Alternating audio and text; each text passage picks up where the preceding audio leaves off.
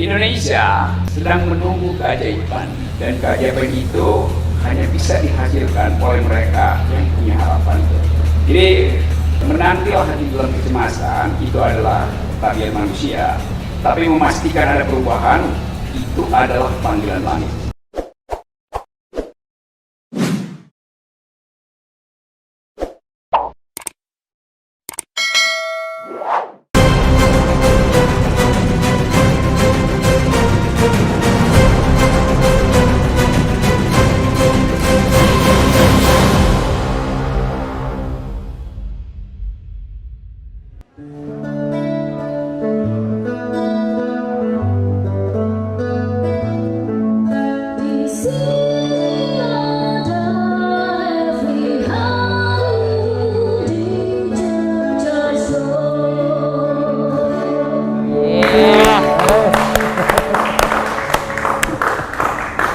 Kita buka juga ya, buka dulu nih di Cecar Show.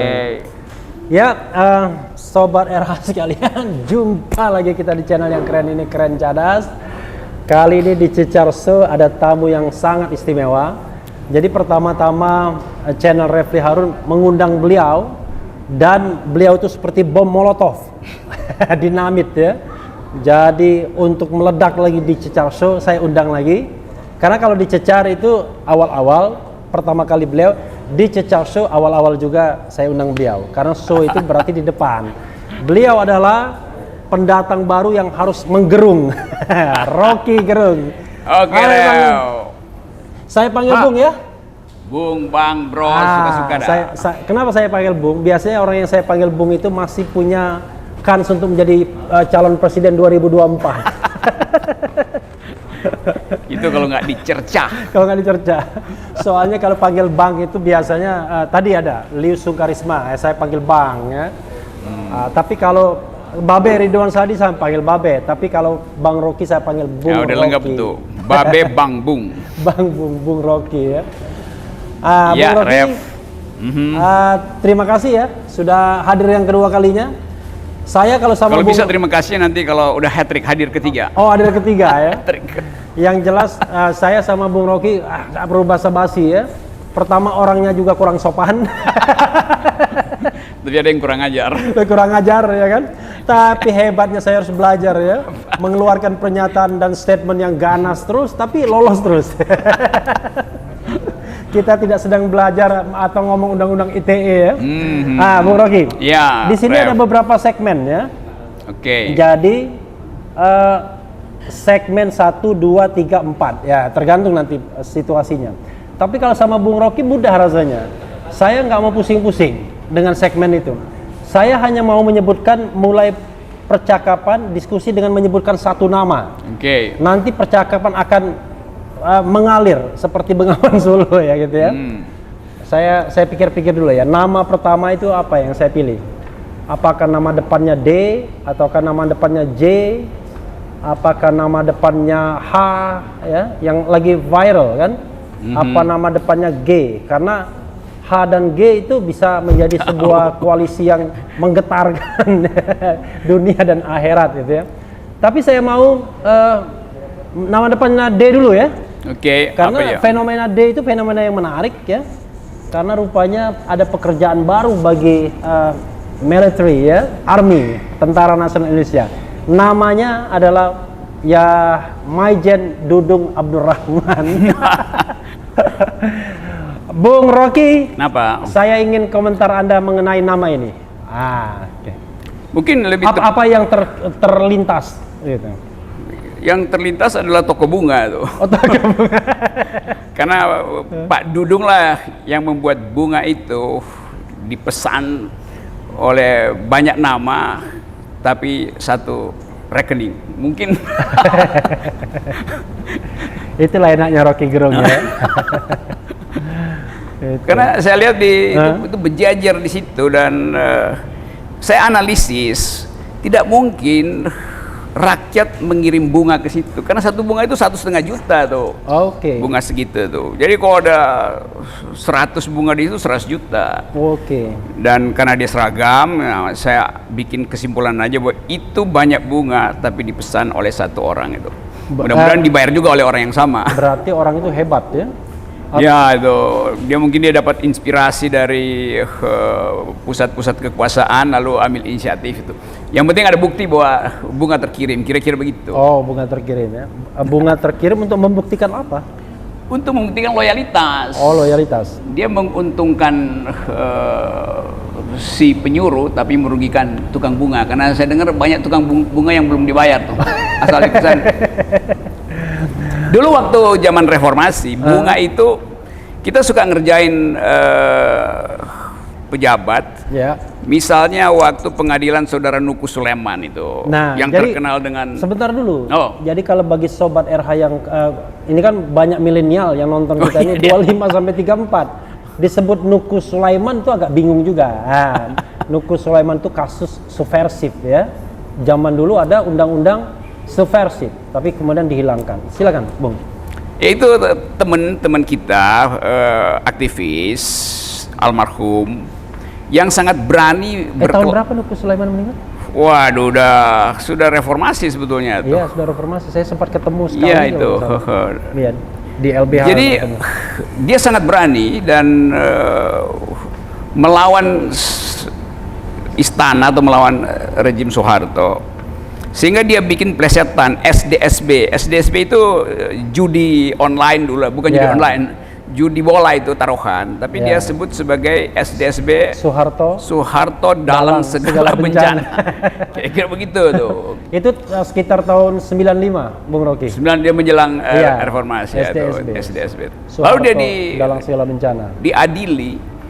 Lalu kita ganggu pengadilan Jakarta Pusat.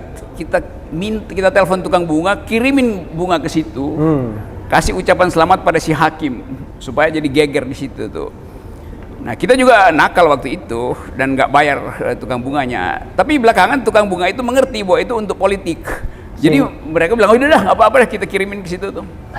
Nah kalau ini kan yang tiba ke Pak Dudung itu sebetulnya kita nggak tahu siapa yang kirim. Jadi mestinya dibayar gitu. Tapi jumlahnya waktu itu berapa bunga? 100 bunga juga? Ya mungkin 20-30 ya 20, tuh, karena dipesan dari Cikini dulu tempat karangan bunga itu. Nah itu yang menarik Bung Rocky kalau kita bicara Dudung Abdurrahman ya. Kita tahu amanat reformasi itu adalah mengembalikan TNI ke barak. Dihilangkan dui fungsi ABRI. Back to barracks. Ya, back to barak ya kan. Cuma yang jadi masalah adalah banyak tuduhan ya. Pada masa pemerintahan Presiden Jokowi ini justru TNI yang sudah ogah main politik ditarik-tarik. Terbukti misalnya ada komisaris BUMN dari TNI aktif. Ya menggantikan komisaris sipil yang digusur gara-gara kritis gitu. Ini bukan curhat, ini fakta. Yang kedua adalah ini kita bicara tentang pemulihan ekonomi dan penanggulangan COVID-19. Tiba-tiba saya sebagai ketua pelaksana harian merasa perlu, ya kan, didampingi wakil ketua seorang jenderal angkatan darat, kira-kira begitu ya. Lalu ada juga jabatan-jabatan sipil lainnya yang juga TNI ikut. Nah, saya nggak mau menyebutkan namanya karena sekarang ini kan zaman COVID-19 kadang-kadang dibutuhkan orang itu. Berikutnya yang paling spektakuler adalah ada pekerjaan baru yaitu menurunkan baliho. Tapi ini bukan hanya soal menurunkan baliho, tapi ini seperti mau melibatkan TNI dalam sebuah pertikaian tak berkesudahan gitu ya. Silakan Bung. Jadi ini bukan sekedar difungsi tentara, tapi multifungsi dari ABRI itu, dari TNI, nurunin baleho, jadi komisaris, di satgas segala macam itu. Ini artinya rejim itu nggak punya pride, nggak punya harga diri itu untuk menganggap bahwa kita kuat, rejim ini kuat karena dilindungi oleh demokrasi itu. Jadi kalau dia masih mengundang tentara masuk ke istana, itu artinya rejimnya rapuh sebetulnya kan. Jadi tanda rejim rapuh itu mengajak ulang TNI untuk masuk dalam kekuasaan. Padahal dari awal kita putuskan bahwa kembalikan politik ke dalam wilayah civilian values itu. Civilian values, seringkali orang salah menganggap bahwa pemerintahan sipil artinya pemerintahan orang sipil, nggak begitu. Yang berkuasa bukan orang sipilnya, tapi nilai-nilai sipilnya. Karena itu mesti disebut bukan civilian supremacy, tapi the supremacy of civilian value gitu. Yang supreme adalah nilai-nilai sipil. Walaupun dia militer presidennya, purnawirawan misalnya, tapi dia mesti tunduk pada nilai-nilai sipil kan itu. Jadi kelihatannya rejim ini nggak ngerti bahwa demokrasi ini kita maksudkan supaya civilian values itu tumbuh di mana-mana. Nah sekarang bahkan orang sipil itu udah belaga tentara kan, karena terkontaminasi dengan. Karena biasanya salah satu cirinya adalah apel siaga biasanya. Iya apel siaga, dikasih seragam segala macam itu jadi sesuatu yang memburuk sebetulnya dan diamati oleh internasional, dan itu yang salah satu penyebab kenapa indeks demokrasi kita diturunkan di dalam banyak skala dunia tuh. Yang jelas partly free kita kan. Negara yang separuh bebas. Separuh bebas ya. Dan itu sejak 2016 loh Bung Rocky. Artinya kan sejak pemerintahan Presiden Jokowi. Ya, pemerintahan yang punya legitimasi kuat, dia nggak memerlukan tambahan kekuatan sebetulnya kan, legitimasinya sendiri udah kuat. Tapi ini pertanda bahwa Presiden Jokowi legalitasnya kuat, legitimasinya kurang itu. Karena itu dia minta disupport, disubsidi oleh kekuasaan yang punya lambang-lambang pengendalian kekerasan, tentara, polisi, dan publik tonton itu sebetulnya sebagai satu keanehan dalam demokrasi itu. Dijamin oleh civilian values, tapi kepangkatan militer itu dioperasikan ke institusi sipil, kan itu buruknya tuh. Ya, saya ingin underline ya. Panglima TNI melalui Kapuspen TNI mengatakan tidak ada perintah dari Panglima TNI kepada Pangdam Jaya. KSP melalui Doni Gahral Adian ya. Ya, itu kan junior Bung Rocky kan di UI. Ya, pernah jadi asisten saya. Jadi mengatakan itu bukan perintah dari istana. Dia pastikan itu kan sebagai orang yang lalu lalang di televisi, menjadi jubir KSP dan jubir untuk media ya. The question is ya kan, mungkinkah seorang Dudung ya itu melakukan itu secara independen? Kalau Panglima TNI kan yang bisa yang berkuasa ke dia untuk memerintahkan itu paling Kasat, KSAD. Tapi KSAD kan terlalu berlebihan. Mungkin juga Panglima TNI. Dan it could be possible istana. Tapi ini nggak ada yang ngaku. Mungkinkah seorang Dudung ya bertindak dengan independen mengenai soal ini? Nggak ada yang independen dalam tentara. Tentara itu diatur oleh prinsip span of command. Jadi ada keketatan komando. Tidak mungkin Dudung itu mengambil inisiatif tanpa membaca bahasa tubuh Presiden Jokowi, tanpa mengendus psikologi istana itu. Jadi saya kira Pak Dudung itu sebetulnya dengan kemampuan intuisi dia menganggap dia akan diprotek oleh istana. Karena kan semua orang tahu bahwa Habib Rizik itu beroposisi dengan istana tuh. Jadi kalau dia menanam jasa, itu ada potensi untuk dapat hadiah. Ada jabatan kosong di Angkatan Darat tertinggi ya. Jadi spekulasi di situ sebetulnya tuh. Nah sampai sekarang Presiden Jokowi tidak pernah memberi klarifikasi tentang peristiwa penurunan baliho tuh. Jadi orang menganggap memang Presiden diam-diam dapat keuntungan dari penurunan itu tuh. Jadi apa? Silent order.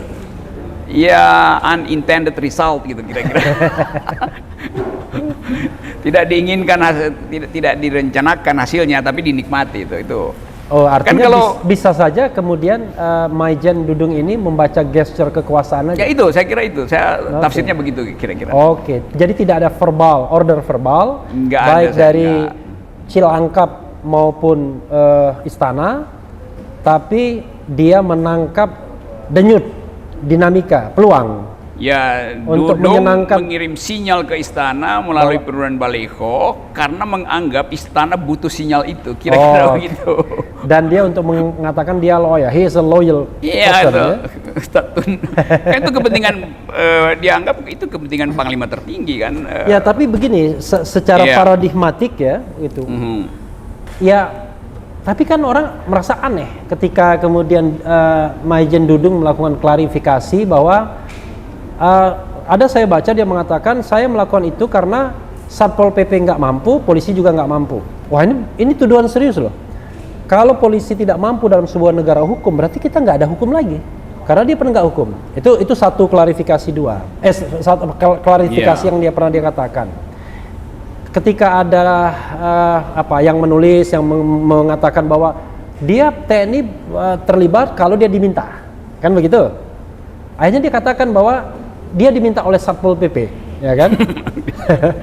Nah dari dua pernyataan ini apa yang ingin digarisbawahi Bung Rocky?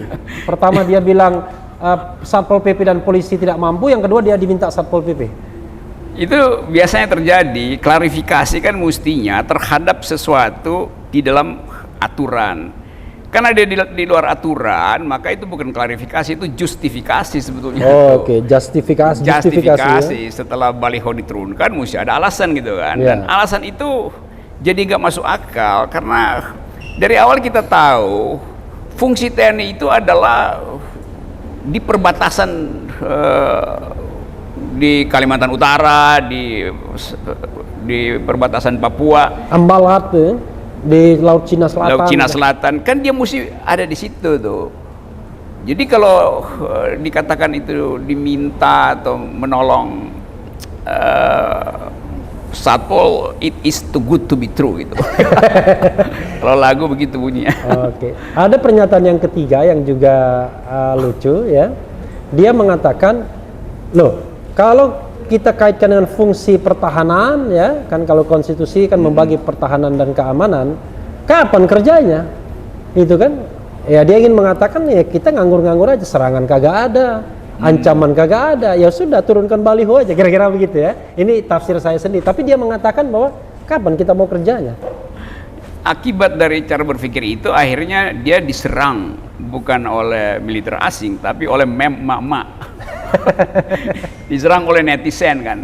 Nah kalau diserang netizen, tentara itu nggak punya kemampuan untuk membaca potensi serangan itu. Karena di dalam tentara ada prinsip namanya army readiness. Artinya kesiagaan 24 jam itu. Bahkan ketika dia piket, dia sebetulnya lagi inspeksi itu. Nah akhirnya kita kehilangan doktrin itu. Kapan ada army readiness? Kalau setiap saat Panglima harus mengintai di mana Satpol yang nggak bekerja tuh, maka dia datang sendiri atas inisiatif sendiri kan. Jadi Anda tidak mampu, mari kami bantu. Ya, jadi dia tafsirin sendiri kalau Satpolnya nggak bekerja itu berarti dia minta bantuan TNI. Itu kan melanggar. Walaupun dalam berita lain saya baca Satpol PP mengatakan nggak pernah minta bantuan. Pasti Satpol PP dari awal tahu bahwa itu jawaban akal-akalan dari Pangdam kan. Karena kata FPI bilang kami baik-baik aja dengan Satpol PP, nggak ada masalah katanya. Iya, ini kan wilayah Tanah Abang itu, wilayah Petamburan itu semacam Bronx itu di New York. Seluruh kejahatan ada di situ tuh. Tetapi orang ingin lihat ada semacam si pitung di Tanah Abang itu, maka Habib Rizik mengambil si pitung alih. Dari gua hantu ya. Bang Pitung itu adalah Habib Rizik kan, bagi umat di situ tuh. Jadi justru Habib Rizik dianggap sebagai pelindung, bukan kriminal gitu kan. Nah karena itu waktu baliho diturunkan, itu rakyat di situ juga merasa loh ini kan jagoan kita, jagoan yang melindungi kita. Ngapain dia balihonya dipaksa turun oleh tentara? Dan ya mungkin bisa juga dilakukan semacam diam-diam diturunin lalu difoto disebarkan. Ini pasang panser di situ kan. Itu artinya apa ada teroris di dalam situ yang mesti diciduk, itu kan berlebihan show of force-nya itu. Ada yang menganalisis ya, termasuk saya lah. Iya. Kita tahu bahwa dalam era saat ini ya, 1, 2 tahun, 3 tahun terakhir ini kan kalau kita katakan perbedaan pendapat antara pihak oposisi dengan pihak so-called penguasa gitu ya, itu tentara silent. Dia netral, dia tidak memihak apa-apa, tidak ada intention dia untuk katakanlah membela kubu oposisi, tidak ada juga dia mau membackup pemerintah. Tapi ada juga 1-2 fenomena, misalnya ada tentara menyambut Habib Rizik misalnya, ada tentara yang baca salawat dan lain sebagainya. Nah, ada ya kita katakan juga ada kecemburuan barangkali TNI kepada saudara adik kandungnya atau adik tirinya, ya kan? Saya nggak menyebutkan institusinya apa. Jadi dia silent. Tapi di sisi lain, kok penguasa merasa, waduh, kalau kita tidak di backup oleh TNI, nanti jangan-jangan kubu oposisi ini makin gencar menyerang kita dan kita tidak punya pertahanan. Itu bisa nggak dipertanggungjawabkan analisis seperti itu? Artinya memang sengaja ditarik oleh pemerintah sekarang ini. Memang itu real politiknya begitu. Tapi ketakutan istana itu tidak boleh jadi alasan untuk menyeret tentara ke dalam persamaan politik itu atau komposisi politik di Petamburan. Kan nggak fair kalau istana tidak mampu menandingi hegemoni Habib Rizik lalu pakai kekuatan fisik tuh, walaupun itu hanya pameran. Panzer itu adalah sesuatu yang serius kalau dikeluarin panzer kan. Iya. Nah, simbol-simbol itu yang tidak berhasil untuk meneduhkan suasana politik gitu. Karena nanti misalnya balehonya diturun, lalu setiap penduduk di Petamburan dia pasang bendera Habib Rizik di atas bumbungan rumahnya tuh. Bagaimana mungkin tentara masuk ke rumah, kan terlarang. Ada rencana 212 itu suruh mengibarkan bendera Habib Rizik. Ya, itu dan juga pakai baju kaos Habib Rizik. Ini di sini sudah ada yang mau menjadi produsennya ini. Ya kan, itu kan kegembiraan orang menyambut pemimpinnya. Si pitung balik lagi, kira-kira begitu kalau kata orang Betawi itu. Jadi hak dari publik untuk merayakan 212, merayakan Habib Rizik. Jadi mesti dianggap itu sebagai festival politik biasa aja tuh. Justru karena tegang, maka berbagai macam skenario kemudian berupaya untuk dibatalkan. Padahal skenario yang nggak ada, orang cuman mungkin juga diskusi besar itu apa yang ditakutin oleh rejim. Tapi ada satu soal juga yang perlu kita garis bawahi, soal koopsus ya. Koperasi, saya bilang koperasi lagi. Komando Operasi Khusus, Koopsus. Itu pasukan elit yang dibentuk tahun 2019 masa Panglima TNI Hadi Cahyanto. Ya, orang mengatakan karena Hadi Cahyanto ini berasal dari AU dan kita tahu pasukan elit itu banyak yang ada di darat, ya kan? Dia perlu itu untuk mengkomando, tapi dia juga perlu untuk memberikan dalam tanda kutip upeti kepada presiden bahwa ini nih presiden, Anda punya pasukan elit yang bisa Anda perintahkan dan ini trimatra, ya kan? Memang merintahnya melalui saya, tapi ordernya oleh Anda. Nah, Koopsus itulah yang pameran di Petamburan, pameran rantis kendaraan perintis. Anda menilainya seperti apa, Bung Rocky? Saya nggak kaget lagi sebab ada presidennya tuh, bahkan BIN pernah pameran senjata gitu kan. Ulang tahun BIN tiba-tiba BIN bersenjatai, bikin upacara tuh. Dan aneh juga. Aneh karena semua ingin perlihatkan bahwa kami punya kemampuan. Termasuk dulu Brimob juga mau beli senjata sendiri.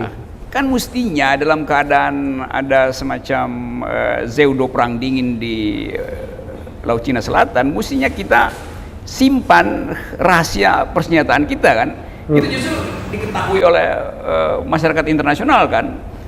Mereka yang sedang siap-siap untuk perang di Cina Selatan hitung-hitung, ternyata Indonesia cuma punya sekian pucuk senjata tuh, karena udah dipamerkan itu.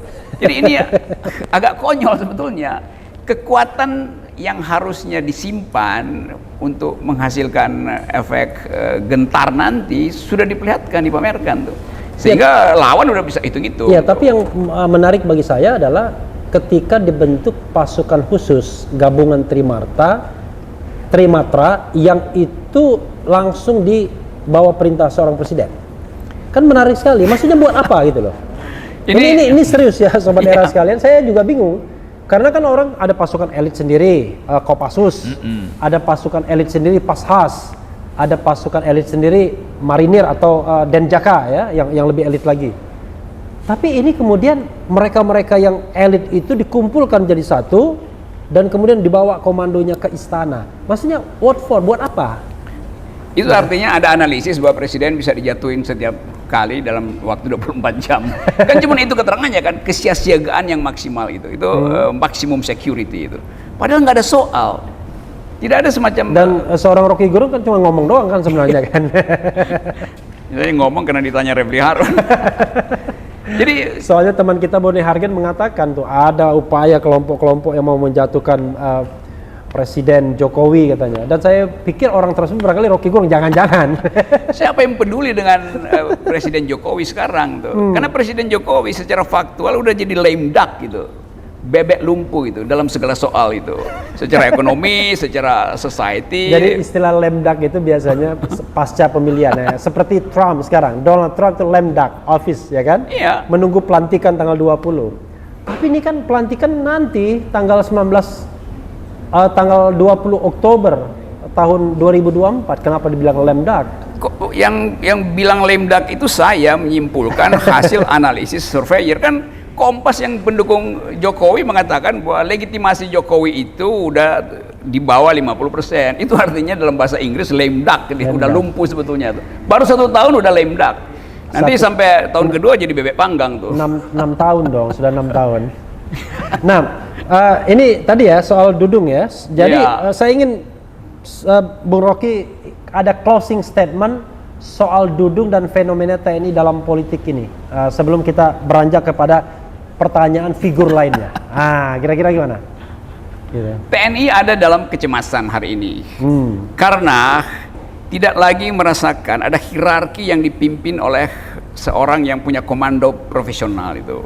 Jadi akibatnya publik menduga-duga di dalam TNI sendiri ada span of command yang sedikit lecet karena dilecetkan oleh peristiwa-peristiwa politik. Jadi saya ingin agar supaya betul-betul TNI memperbaiki posturnya sekaligus citranya pada publik. Karena itu betul yang diucapkan kemarin oleh Pak Gatot supaya lakukan reformasi lebih serius di dalam tubuh TNI itu. Supaya kita balik pada pengertian awal reformasi bahwa TNI dirancang untuk jadi tentara profesional itu. Saya masih ingat dulu kita diskusi dengan Agus Wijoyo, Agus Wiradikusuma, SBY segala macam yang disebut sebagai tentara-tentara intelektual itu. Nah sekarang saya nggak dengar tuh keterangan Agus Wijoyo Lemhanas mengatakan bahwa harus ada yang berani dengan Habib Rizik. Itu jauh sekali dengan diskursus intelektual beliau di awal reformasi itu. Kita tahu bahwa Pak Agus Wijoyo adalah tentara yang sangat intelek ya. Saya juga merasa heran juga dia masih bisa dipakai. Dia kan SBY, orang SBY sesungguhnya. Kita ini sedang berdiskusi ya Bung ya. Jadi mohon kita tidak bicara mengenai soal ini sebagian dari kebebasan berserikat, berkumpul, mengeluarkan opini baik secara lisan maupun tulisan ya.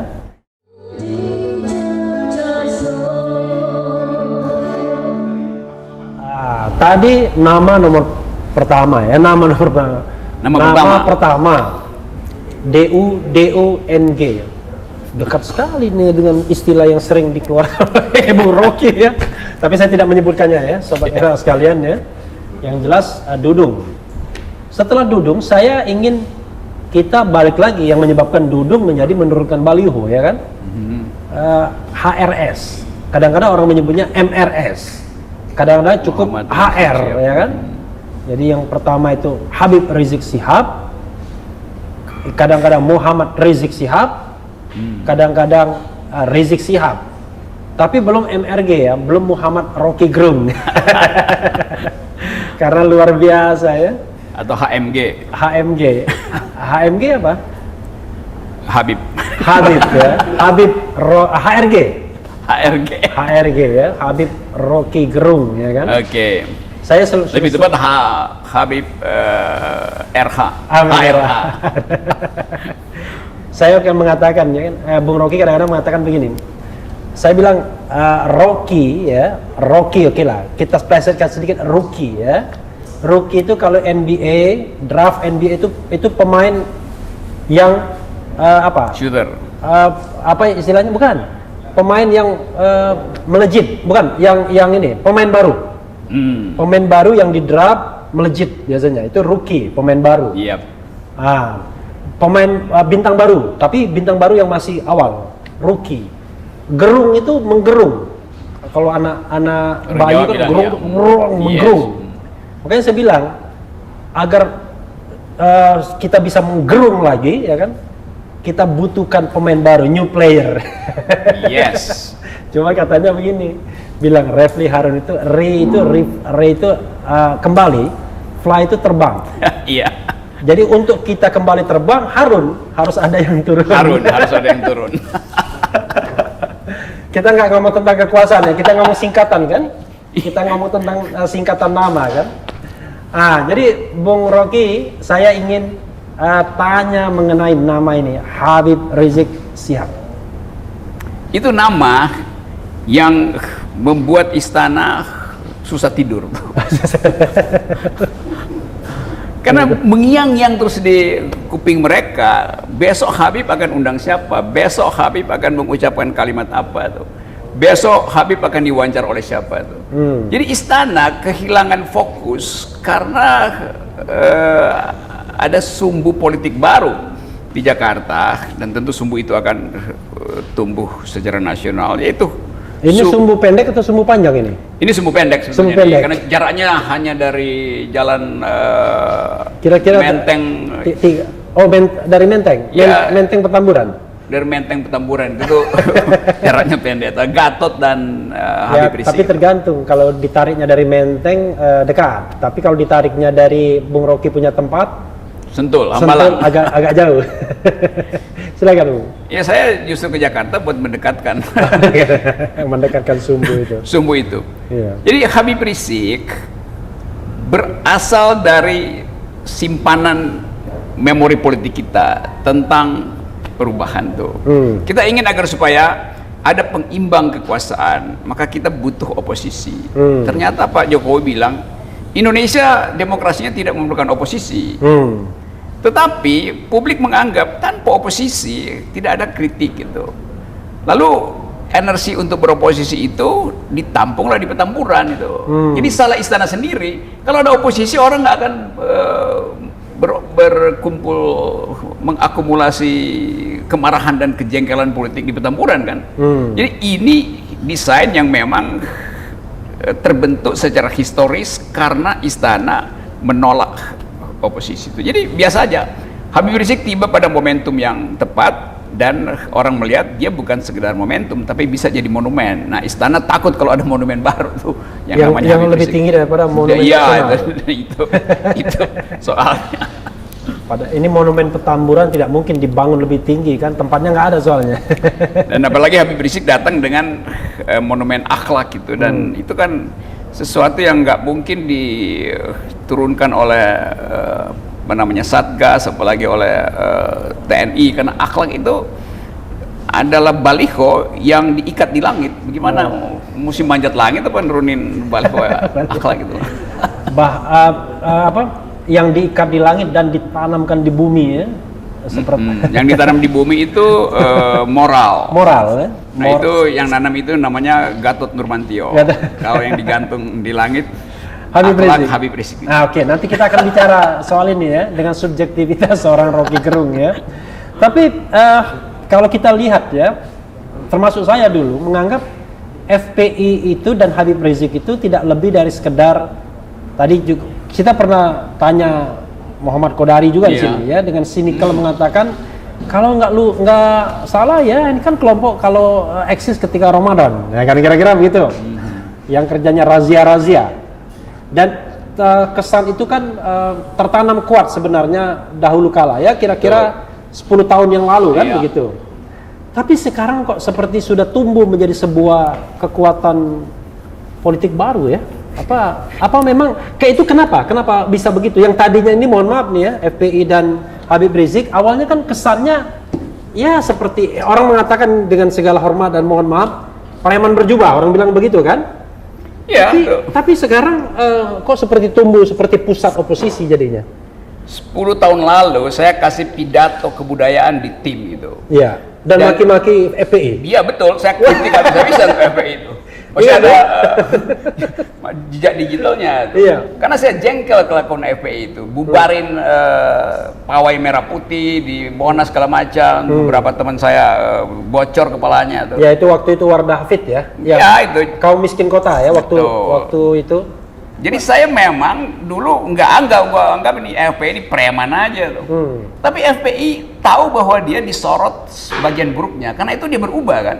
Oke. Jadi orang yang jengkel pada FPI itu yang nggak berubah karena dia merasa ini masih 10 tahun lalu. Padahal FPI udah ngangkat mayat di Aceh, udah bantuin puing-puing di Palu, saya lihat sendiri jejak itu tuh. Jadi orang nggak bisa lihat perubahan postur politik, perubahan cara berpikir dari Front Pembela Islam. Bagi saya mereka sekarang adalah Front Pembela Indonesia tuh. Jadi itu sebetulnya yang menyebabkan saya harus membela FPI, bukan karena Habib Rizik, tapi hak dari kumpulan yang menyebut FPI untuk memperlihatkan perubahan posturnya. Nah, Habib Rizik juga berubah. 3 tahun ada di luar negeri, tentu dia paham bahwa dia harus perlebar spektrum politik itu tuh. Kalau ingin memimpin oposisi atau bahkan memimpin Indonesia. Dan benar, Habib sekarang terima semua orang kan. Iya. Bahwa gayanya itu masih ceplas-ceplos, masih dianggap kasar, yaitu bawaan aja, bawaan anak Tanah Abang memang begitu. Betawi juga begitu, asal jeplak aja. Jeplak, ya. Tapi kan kita mesti lihat apa yang ada di dalam pikiran Habib Rizik soal kemaslahatan, soal kemajemukan, soal relasi internasional. Saya kira lengkap di situ. Dan saya bicara dengan beberapa teman di situ. Munarman tuh sekjennya teman saya guru politiknya.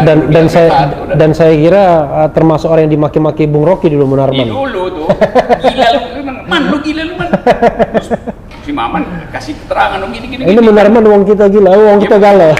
Tapi dia bersama dengan saya, teman-teman diskusi yang tajam. Ya, orangnya hatinya baik banget, lembut banget. Penampilannya juga yang begitu karena dia Palembang.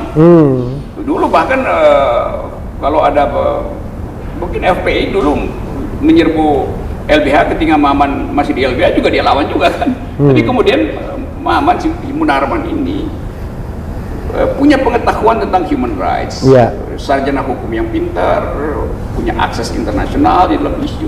Jadi saya percaya bahwa Maman bisa menghasilkan diskursus baru di FPI. Dan kelihatan perubahannya ya. Perubahan tuh. Saya beberapa tokoh saya diskusi, wah hebat betul, tajam betul. Itu seperti Bung. Saya share sedikit itu perjanjian Hudaybiyah. Jadi kalau di zaman Nabi itu ada yang namanya perjanjian Hudaybiyah itu begini. Kalau ada kelompok kafir Quraisy itu menyeberang ke Madinah akan dibalikin. Tapi kalau ada orang Madinah yang ke Mekah, ya sudah silahkan saja, nggak perlu balik. Orang Nabi Muhammad ya dimaki-maki waktu itu, bukan dimaki-maki ya, disesalkan. Kok perjanjiannya berat sebelah? Giliran orang kita pergi kita biarkan, orang lain datang ke tempat kita balikin ke dia. Perjanjiannya begitu, iya kan? Orang maki-maki. Oh ternyata justru mereka yang datang ke Madinah lari dari Mekah karena ada Quraisy itu dikembalikan ke Mekah lagi, dia muncul sebagai agent of change di sana, sebagai penyebar agama malah. Gitu. Jadi saya ingin mengatakan fenomena Munarman itu jangan-jangan begitu. Dimasukkan ke FPI. kan gak connect dulu kan, orang yang bergerak di ranah kiri lah sedikit ya kan, tiba-tiba nyebrang ke kanan. Ya karena selalu ada peristiwa yang menjelaskan mengapa seseorang justru fungsional di tempat yang tak terduga. Dan itu yang ada di kita tuh. Nah orang selalu menganggap bahwa FPI itu kanan itu. Iya. Ya memang kan identitasnya Islam itu. Iya. Ada kiri, PDIP itu. PRD dulu. PRD, bahkan itu juga teman-teman saya. Jadi saya kenal spektrum itu. Tetapi mengkanan-kanankan FPI artinya menghindari percakapan dengan yang kanan. Sama juga dengan mengkiri-kirikan PDIP. Dan itu historis karena justru itu. Karena kanan kiri yang membangun negara ini kan. Iya. Sila kelima Pancasila itu jelas kiri itu, social justice itu kiri. Juga ada tafsir agama bahwa itu juga adalah pesan agama, keadilan sosial. Perdebatan di konstituante itu kanan dan kiri Ada yang ingin negara Islam, ada yang ingin negara sosialis, ada yang ingin bikin kerajaan sultan. Jadi kita pernah menghidupkan perdebatan intelektual di bidang ideologi. Nah, sekarang ditutup perdebatan itu karena ketakutan tadi. Yang ada adalah pameran arogansi itu, bukan lagi pameran inteligensi. Ini semacam ketidakmampuan untuk berdialog atau sebenarnya karena nggak mau repot saja? Bukan, itu karena ketidakcukupan otak gitu. Jelas begitu kan. Kalau otaknya cukup dia bisa hadapi siapa aja gitu.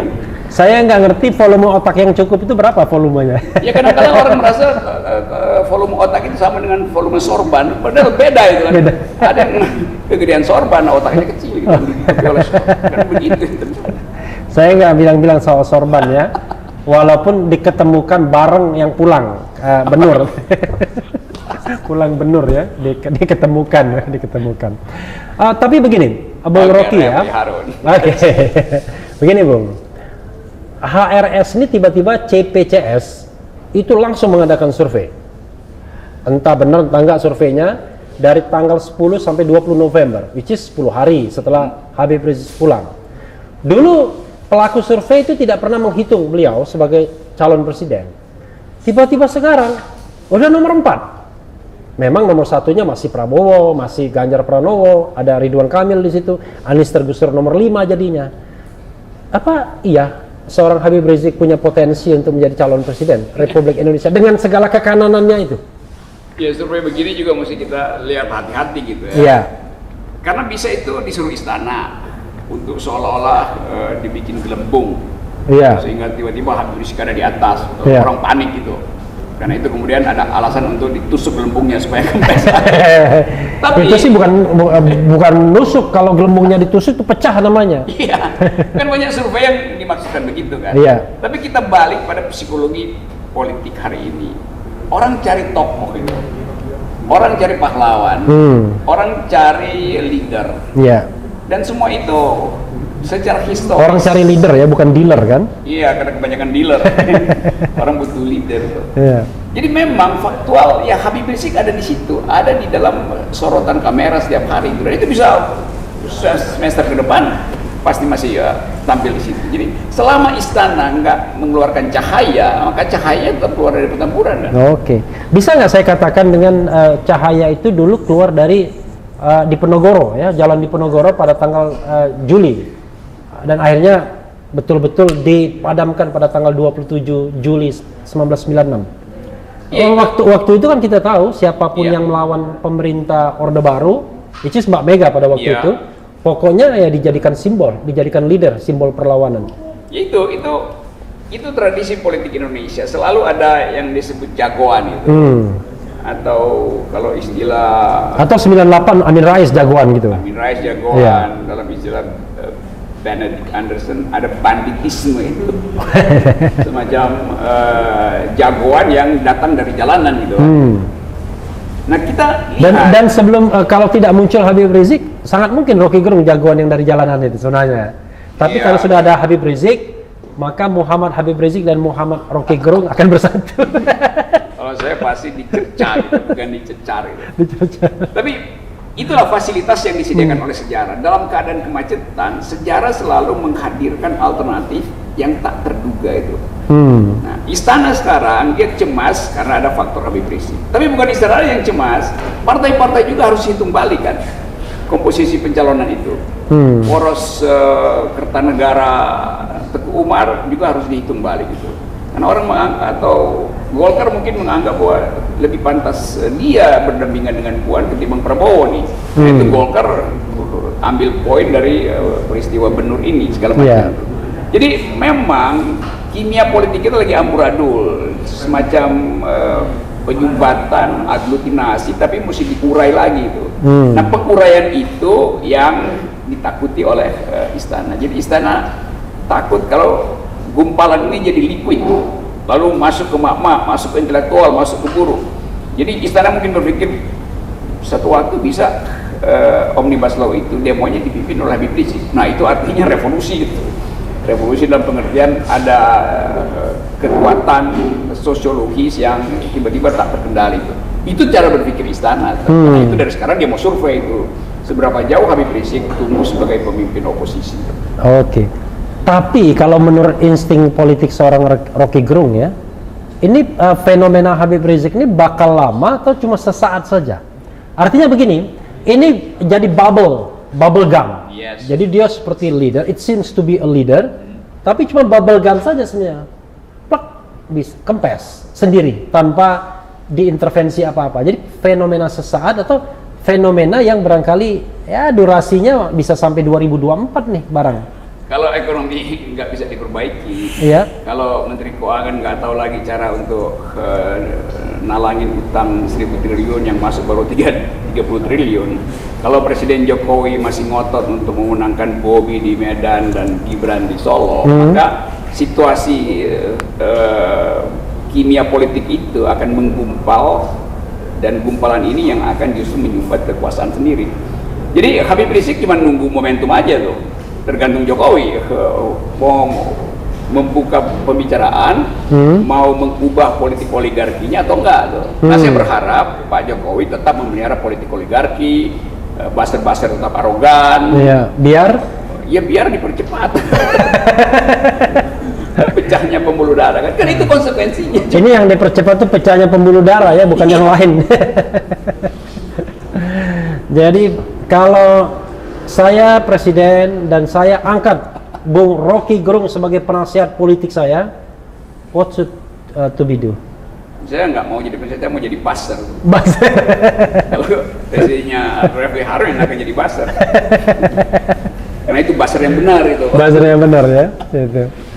Jadi apa yang harus dilakukan oleh kekuasaan? Kekuasaan itu dia mesti membaca kembali sejarah bangsa ini, bahwa bangsa ini didirikan dengan pikiran, bangsa ini dihuni oleh beragam alternatif, variasi ideologi yang panjang. Jadi jangan dikendalikan melalui ideologi itu. BPIP itu dibubarin, itu syarat pertama. Omnibus Law itu adalah cermin dari arogansi. Udah ditolak segala pihak tapi ngotot bujuk-bujuk. LSM diundang, civil society diundang, dan undangnya pakai perintah tuh. Presiden mahasiswa diperintahkan oleh staf khusus milenial itu untuk datang, perintah itu. Kemarin Walhi, LBH segala macam juga diundang dengan kalimat Presiden bersedia menerima kalian. Loh, dia nggak minta, kan norak banget.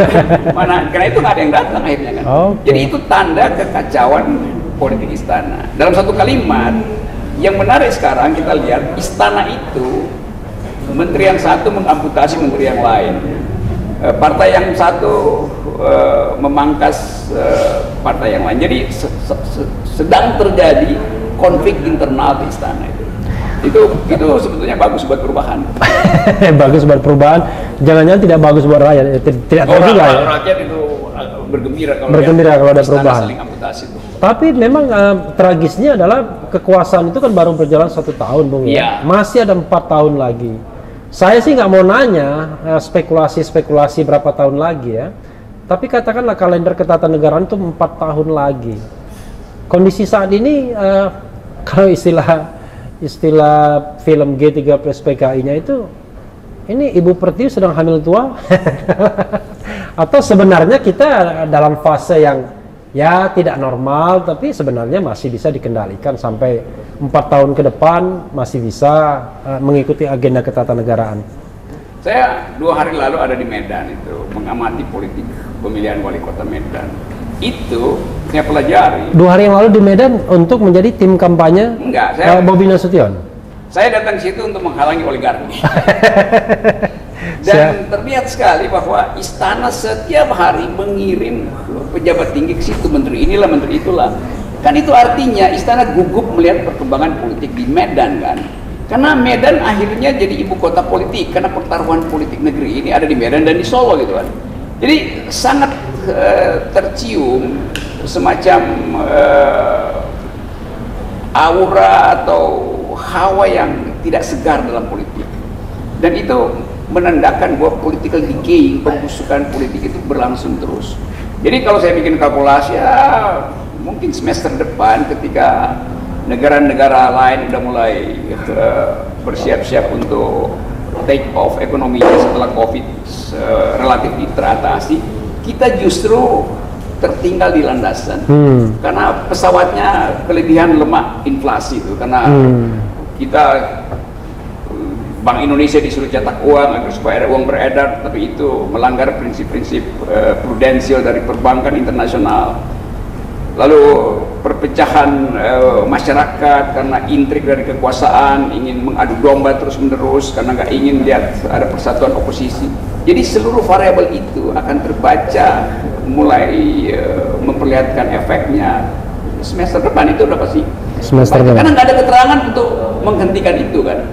Jadi hukum-hukum sosiologis akan menyimpulkan bahwa perubahan itu akan dipercepat. Kalau kita pakai bahasa ya, bahasa makna leksikal, efek itu kan bisa positif bisa negatif.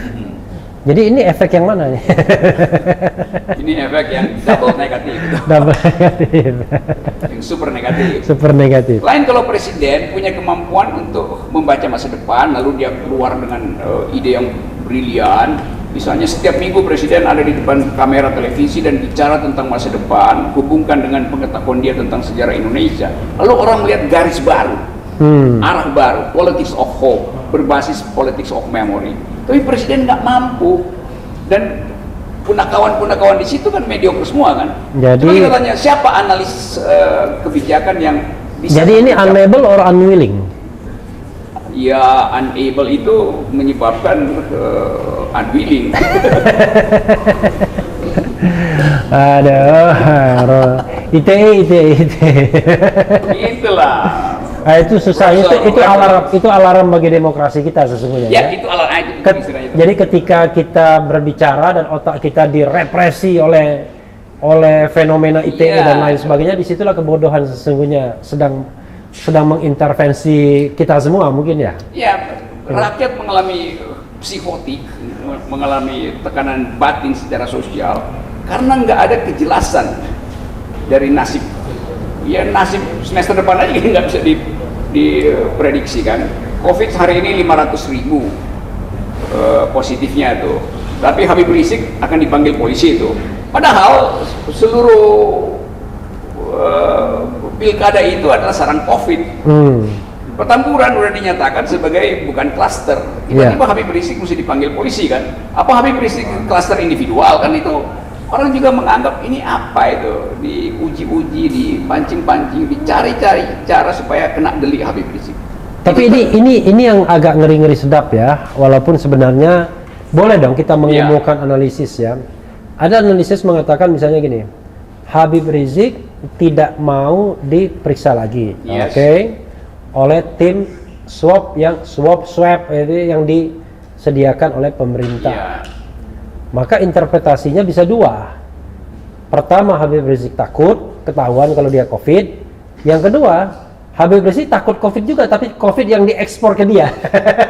Ya karena itu, jadi pikiran Habib Rizik kemudian dibaca oleh kekuasaan bahwa Habib Rizik tahu dong taktik kekuasaan kan. Tapi di atas segala-galanya itu, ya orang berhak untuk mengatakan enggak, saya nggak mau diperiksa. Kenapa emang? Jadi hak asasi itu harus dihormati itu. Nggak ada hak negara untuk paksa harus diperiksa karena diduga COVID itu. Tiba-tiba saya teringat rekan kita itu Bima Arya, wali kota Bogor, yang maksa-maksa rumah sakit Umi ya, rumah sakit Umi untuk membuka rekodnya Habib Rizik. Bagaimana itu dokumen medis itu hanyalah hak keluarga. Kalau Habib Rizik COVID, ya keluarga yang mesti beritahu kan. Kalau dia bukan COVID, ya jangan dipaksa-paksa untuk di-COVID-kan kan. So kan itu seolah-olah dicurigai Habib Rizik itu udah COVID gitu. Iya.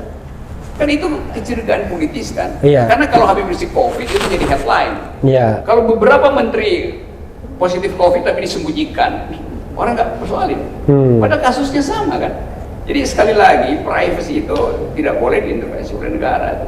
Saya nggak anggap bahwa soal pemanggilan Habib Rizik itu semata-mata karena rumah sakit tidak mau buka medical recordnya, tapi itu adalah variabel politik yang berupaya untuk mengacak-acak sebut aja bawah sadar publik, karena menginginkan secara tidak sadar istana menginginkan supaya Habib Rizik terbukti COVID. Kan itu bawah sadarnya begitu kan, keinginannya begitu.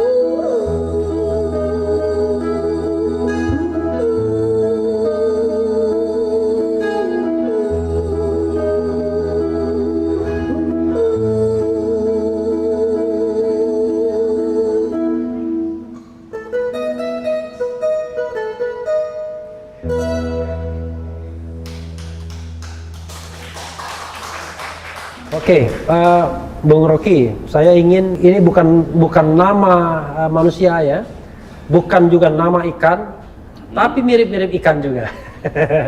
Nama itu adalah benur. Jadi saya pernah mendengar pernyataan Bung Rocky antara benar dan benur. Ternyata walaupun mau benar mau benur diborgol akhirnya ya. Oke, Bung. Apa yang ingin Bung Rocky sampaikan kalau mendengar kata-kata benur ini? Saya ingin dengar kalimat itu diucapkan oleh Pak Prabowo. Tapi sekalipun kata benar itu diucapkan oleh Prabowo. Jadi saya menganggap Gerindra kehilangan momentum. Harusnya Pak Prabowo menit kedua setelah kasus itu dibuka, dia langsung bikin tindakan etis, yaitu memecat Edi Prabowo, supaya publik menganggap bahwa ada konsistensi dalam pikiran Prabowo. Jadi nggak usah timbang-timbang efek politik dulu tuh kan. Kan tindakan etis pertama adalah memecat, karena Prabowo sendiri yang janjikan bahwa dia akan mengejar koruptor itu, bahkan menyeret istilahnya, menyeret kembali, menyeret sendiri. Menyeret sendiri, iya. Memenjarakan sendiri dan mengejar sampai ke Antartika, dia sebut begitu loh. Oke. Karena di Antartika nggak ada benur kan, karena beku nanti benurnya. Jadi sekali lagi, politik itu ada bagian yang final, yaitu etiknya tuh. Soal nanti dia bikin transaksi baru dengan Jokowi, siapa apa nanti akan diganti oleh siapa aja, atau Pak Lison mau ganti, itu urusan belakangan. Tapi publik ingin dengar keterangan etis dari Prabowo. Sudah itu telat sekali. Jadi bahkan Edi Prabowo mendahului dengan dia mengundurkan diri kan? Iya itu. Gitu.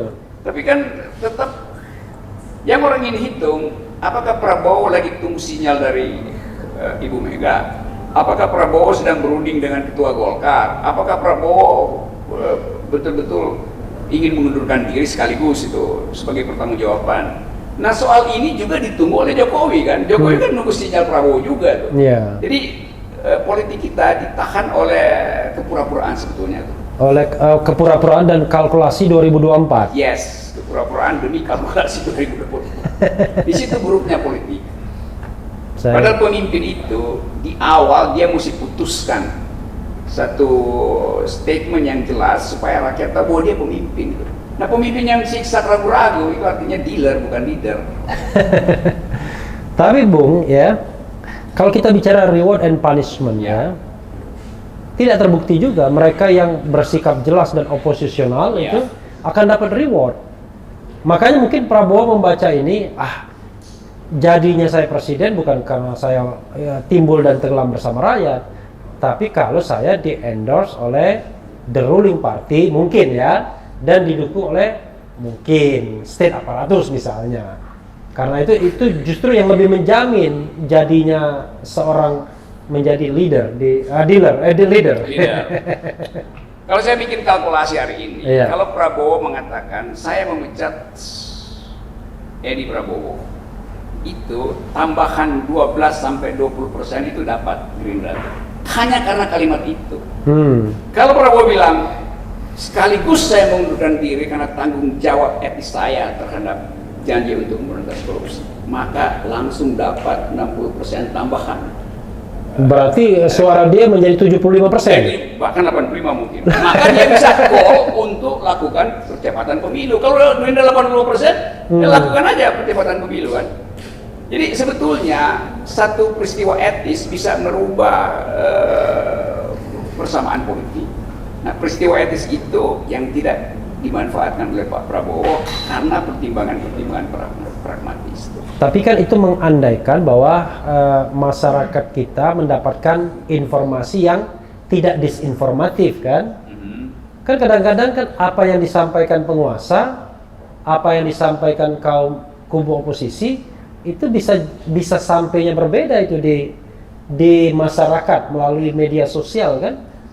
Omongan Bung Rocky yang A bisa jadi B, bisa jadi C, bisa jadi D. Pasti akan dikulik-kulik oleh istana untuk pengendalian pikiran publik. Tapi kan ada channel Refli Harun, ada channel Rocky Gerung, ada channel Nena Warisman, Fadlizon. Dan sekarang orang lebih percaya channel ini daripada ucapan-ucapan dungu dari istana itu. Iya karena bikin survei aja tuh, nggak ada orang yang percaya kalau ada juru bicara istana ya dianggap ya itu apa namanya kaset doang yang kita udah bisa baca tuh dan keterangannya normatif. Gitu. Tapi soal Benur ini Bung ya, kan yang menarik adalah ini menteri yang kena pertama di periode kedua. Periode pertama ada Idrus Marham ya kan, dan ini yang kena partai yang belakangan ikut dalam kubu koalisi ini. Dan juga ada yang namanya apa? Paradoks luar biasa. Prabowo dianggap sebagai menteri terbaik, ya survei Kodari, survei ada lagi. Ini yang terburuk, benar-benar terburuk sebelum ditangkap. Ini apa maunya kira-kira, katakanlah kejadian ini mau mengarah kemana sebenarnya? Mungkin kalau itu kesimpulan ini benarnya akan ditunggu sampai jadi lobster baru dipersalin. Jadi momentum ini memperlihatkan bahwa istana punya variabel lain dalam melakukan kalkulasi politik. Sangat mungkin ada semacam analisis bahwa Prabowo bisa memanfaatkan situasi politik baru. Karena itu lebih baik di abort. Oh, oke. Gitu. Sehingga atau diperlambat dulu ya? Iya. Sebelum di abort. Sehingga mungkin Pak Jokowi merasa ya lebih aman dengan Golkar gitu, karena Golkar ditawan oleh oligarki yang sama itu. Prabowo ya oligarkinya dia sendiri itu kan, jadi bisa dianggap bola liar. Saya kira begitu dugaan saya, sehingga orang menganggap bahwa memang Pak Jokowi sebetulnya punya maksud yang tidak terucapkan dengan peristiwa ini, atau implisit Pak Jokowi memang ingin lakukan balancing baru di dalam kabinet. Iya, tapi persoalannya adalah kan menjadi capres bagi Prabowo harga mati pastinya. Nggak mungkin dia mau jadi cawapres kan? Dan skenario mengatakan dia akan berpasangan dengan Puan Maharani. Dia dianggap baik sama Megawati, baik juga sama Jokowi. Nah, dan mereka sudah punya pengalaman bekerja sama.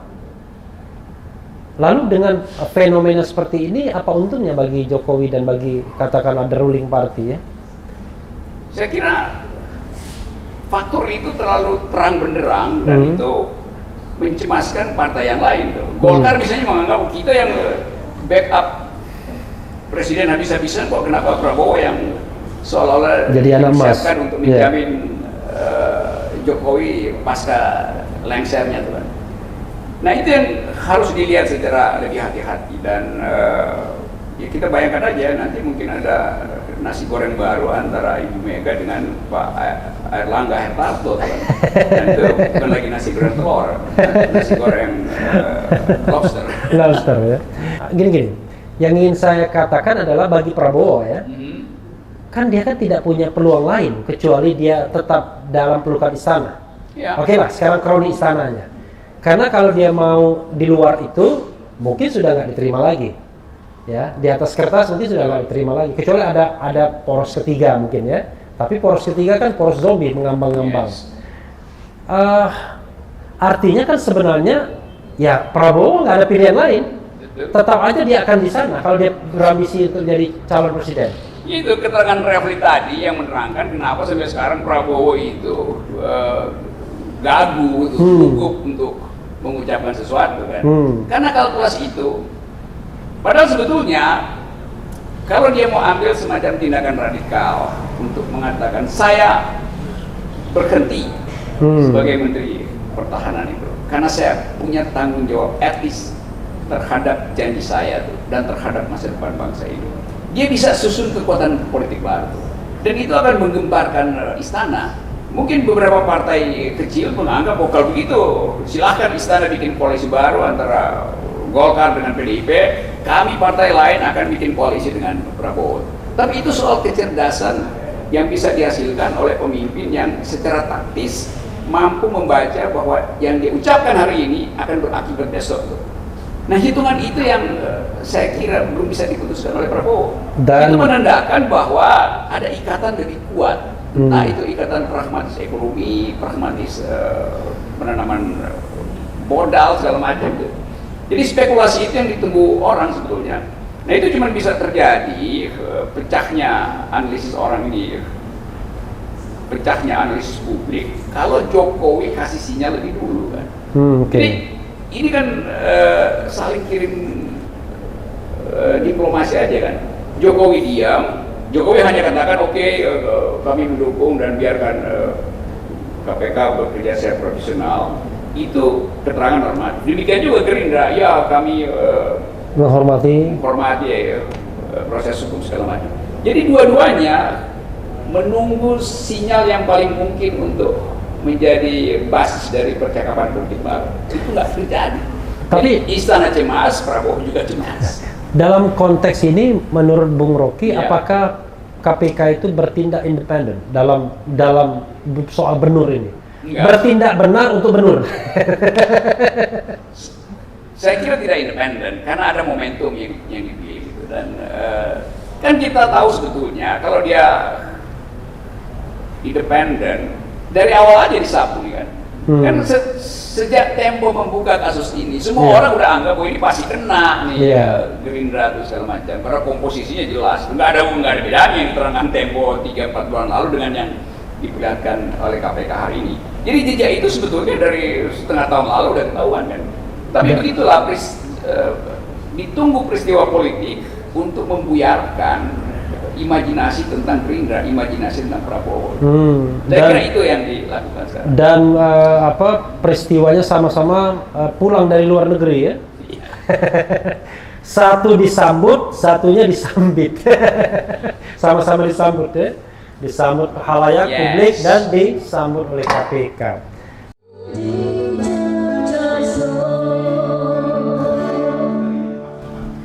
Saya ingin membicarakan fenomena teman Anda ya.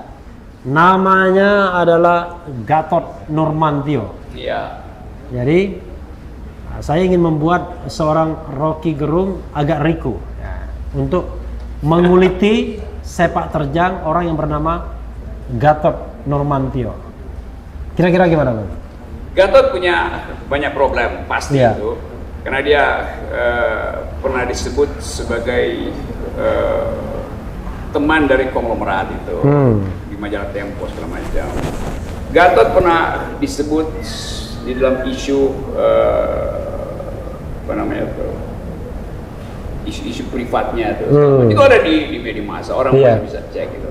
Tapi Gatot menatap Indonesia dengan latar belakang itu. Dia tahu bahwa dia akan disorot di wilayah-wilayah black hole itu kan. Iya.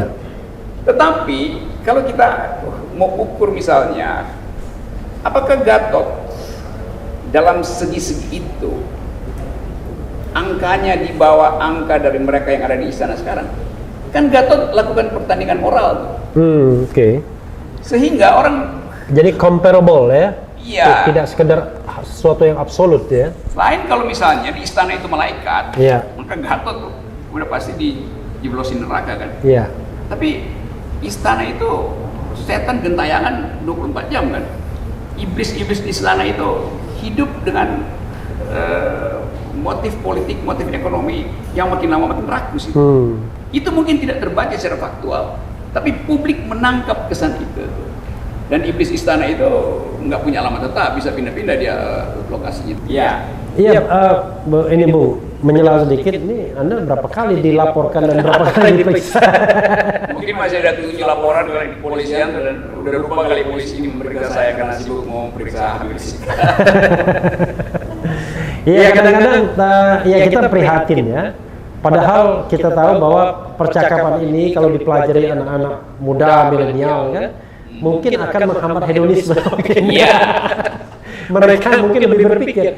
Karena penonton kita ini usianya 25-34. Oh, itu usia pemilih semua. Iya, 25-34. Lalu ya di bawah 50 tahun semua ya. Jadi jauh di bawah usia kita ya. Yes. Bung Rocky ini luar biasa sebenarnya. Penampilan masih anak muda, walaupun usia sudah kakek-kakek. Tapi kecuali menurut WHO ya, Bang Duli atau WHO yang 60 tahun itu WHO, WHO ya. Jadi kata WHO sih 60 tahun masih Pemuda. ya kan, berarti saya masih balita. Remaja saya. Masih benur. Masih benar. Belum lobster ya. Lobster. Belum lobster ya. Iya. Apa tadi soal Gatot? Nah, soal Gatot Nurmantio. Pertandingan moral tadi dengan istana. Iya, itu pertandingan moralnya. Yang kedua ada kemampuan Gatot untuk memperlihatkan ketegasan itu. Dalam 3 bulan ini dia konsisten untuk menyatakan dia tidak takut pada kekuasaan, dia hanya takut pada tingkat langit.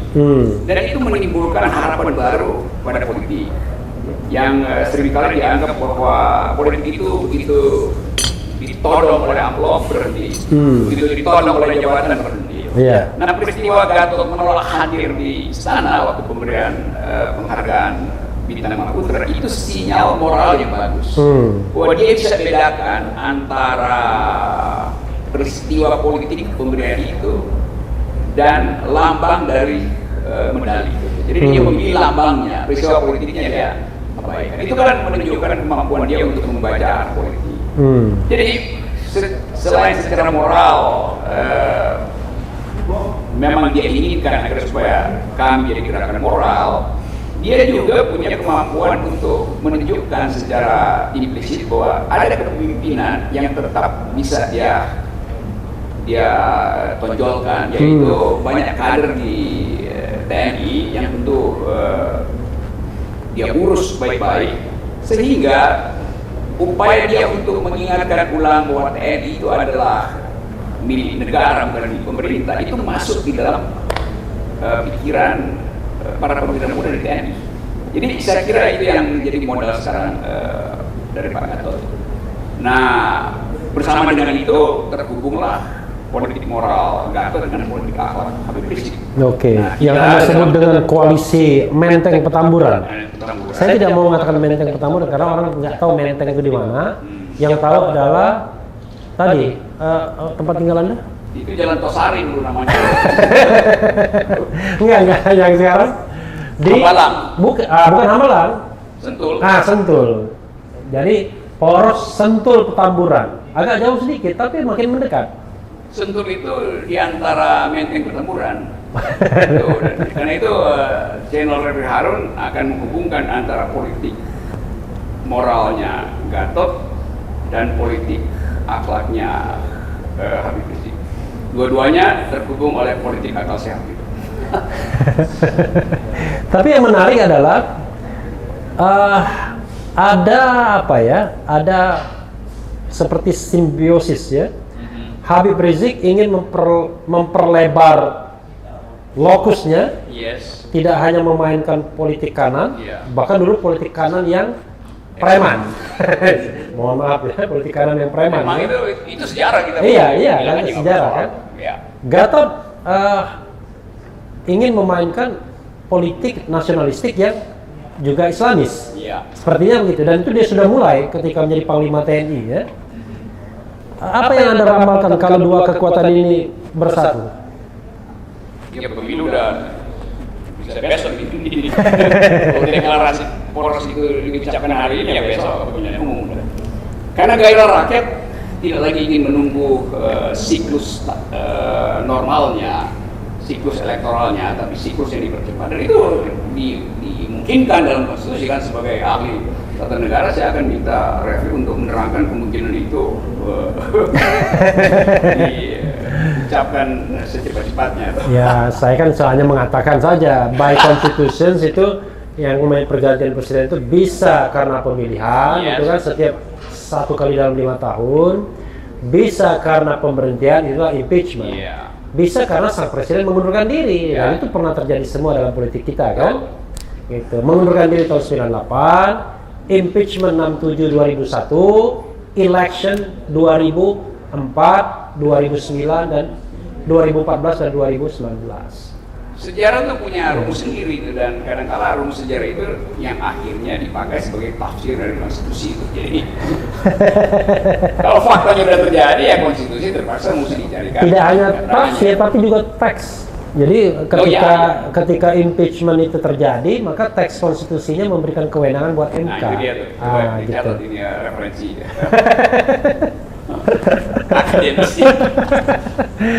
Tapi Bung, tadi belum dijawab ya. Apa? Bagaimanapun sebenarnya ketika seorang Gatot Nurmantio ya, tapi yang saya lihat sebenarnya dia menjalankan politik kanan saja, makin ke kanan. Jadi orang seperti Rocky Gerung pun tiba-tiba tersedot juga ke kanan harusnya. Tapi kan jangan lupa politik Indonesia sejak pemilu 1999 itu kan yang dominan tengah kiri. Ya, 99 PDIP, 2004 Golkar, 2009 Demokrat, 2014 19 ya balik lagi PDIP. Dan bahkan sekarang lebih mengenaskan kan?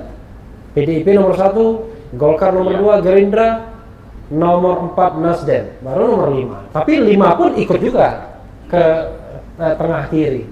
Jadi ketika ada fenomena Gatot dan HRS, apakah itu cukup kuat untuk menggoyang hegemoni politik tengah kiri sejak reformasi ini, Bu? Ya, kalau kita lihat statistiknya, politik Indonesia itu selalu ada di sekitar tubuh dari bell curve itu, kurva lonceng itu. Dan memang dasarnya adalah percakapan politik sejak negara ini didirikan itu. Jadi kurva lonceng itu nggak terlalu ekstrim ya? Iya, dia. Tapi yang menang tuh kiri luar tetap begitu sekali bandel bergerak juga. Ya, itu. Gitu. Tapi di kiri luar juga ada fraksi Islam kan, karena PDIP nggak mungkin bagian itu, sehingga ada Baitul Muslimin. Iya, gitu kira-kira. Tapi yang penting adalah peristiwa-peristiwa politik belakangan ini pasti dipelajari baik oleh Gatot maupun oleh Habib Rizik. Bahwa tidak mungkin politik itu masuk di dalam spektrum kanan atau ke kiri. Jadi dua-duanya sedang belajar untuk mengayun-ngayun. Ya, berayun-ayun dan berupaya untuk cari titik keseimbangan tuh. Nah, saya percaya bahwa politik Indonesia selalu mampu untuk menemukan titik keseimbangan. Jadi dua tokoh ini, juga ada tokoh lain, ada dari Rizal Ramli disebut segala macam, ada macam-macam gitu lah.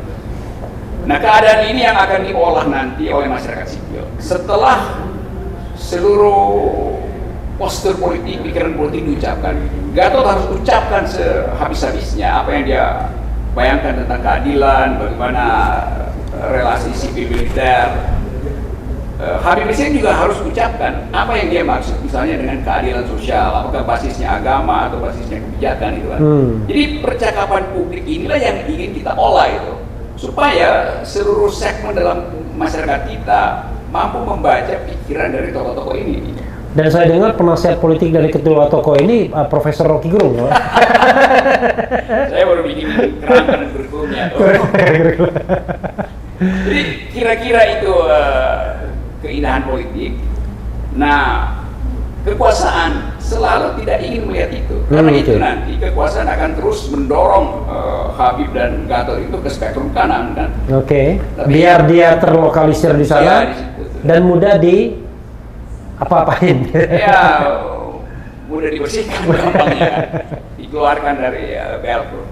Tapi kalau saya lihat fenomenanya misalnya, emak-emak Menteng, kelas menengah Menteng, yang secara sosiologis kurang tune in sebetulnya dengan kultur pertempuran, juga pergi ke pertempuran. Menarik ini ya. Itu soalnya tuh. Demikian juga intelektual. Dosen-dosen yang tadinya alergi datang ke Petamburan karena menganggap itu markas markas preman. Datang ke situ. Karena melihat bahwa Habib itu bisa memperlebar spektrumnya tuh. Gatot dan kita bisa mendapatkan akal sehat di sana. Sangat banyak di situ. Kalau kamera ini digunakan di situ, wawancara di situ. Atau nanti insya Allah Habib Rizik yang kita undang ke sini ya. Oh, pasti mau Habib Rizik gitu kan. Insya Allah. Dan Pak Gatot. Gatot tentu lebih siap karena sebagai tentara dia kenal Medan di Indonesia, tidak mungkin jadi kanan, tidak mungkin jadi kiri gitu. Nah, Gatot momennya memang berupaya untuk mengucapkan hal yang bertolak belakang dengan istana, itu politik moral, dan politik moral itu yang paling aman adalah cari referensinya di dalam agama. Dan itu yang diucapkan terus oleh Pak Gatot. Saya kira nanti juga akan melebar, sama seperti Habib Rizik akan ngomong tentang keadilan sosial, Gatot akan ngomong tentang kemajemukan, bangsa segala macam. Ini cuman introduction dulu. Iya, itu kata pengantarnya masih gitu tuh. Nanti bab 1 saya kira. Iya, karena Anda menyebutkan tokoh yang katakanlah sekarang berada di spektrum kanan, dianggap dan mau dipojokkan seperti kanan. Kok saya tiba-tiba harus menyebut nama satu ini, ya Anies Baswedan jadinya. Tapi ini sebagai epilog ya, bukan tersendiri dihubungkan dengan dua nama tadi. Anies sudah menabung integritas. Anies sudah menabung yang biasa disebut political ethics itu, keefektifan politik. Dan dia tentu mulai menghitung di mana posisi dia di dalam spektrum pencalonan politik ke depan itu. Nah, sebagai seorang intelektual, mungkin sekali, atau bukan mungkin, saya berharap Anies mengisi kekosongan diskursus intelektual dalam politik nasional, sehingga dia muncul bukan sekedar sebagai politisi itu, bukan sekedar sebagai tokoh yang berencana ke 2024, tapi sebagai pendidik. Nah, variabel ini yang nggak ada kan. Gatot adalah komandan. Iya. Ini pemimpin umat satunya. Ini pemimpin umat. Mesti ada wilayah intelektual supaya masyarakat sipil mengerti bahwa Indonesia kaya dengan potensi kepemimpinan baru. Ada komandan yang mengerti tentang teritori, ada Habib yang paham tentang hubungan antara bumi dan langit, dan ada Anies yang bisa menebar akal sehat melalui diskursus intelektual. Itu dan semuanya harus hadir di Refli Harun Channel. Tolong dengarkan ya, Bung Anies Baswedan ya. Anda harus hadir juga di sini. Insya Allah Habib Rizik juga hadir di sini. Kalau Gatot Nurmantio saya sudah 2 kali interview, tapi belum di Cecap Show ya. Nah, itu. Jadi sobat era sekalian, sebelum saya akhir ini saya mau minta closing statement yang paling cerdas. Kalau tidak paling cerdas, yang paling dungu. Karena kadang-kadang dari kedunguan itu kita bisa melatih kecerdasan kita ya. Karena untuk mengetahui itu dungu atau tidak, kita perlu kecerdasan ya. Silakan Bung. Indonesia sedang menunggu keajaiban, dan keajaiban itu hanya bisa dihasilkan oleh mereka yang punya harapan itu. Jadi menanti hati dalam kecemasan itu adalah tabiat manusia, tapi memastikan ada perubahan itu adalah panggilan langit.